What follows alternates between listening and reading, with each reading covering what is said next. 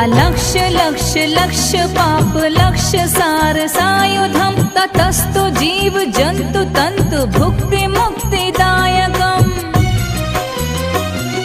विरंचि विष्णु शंकर स्वकीय धाम वर्मदे त्वदीय पाद पंकजं नमामि देवी नर्मदे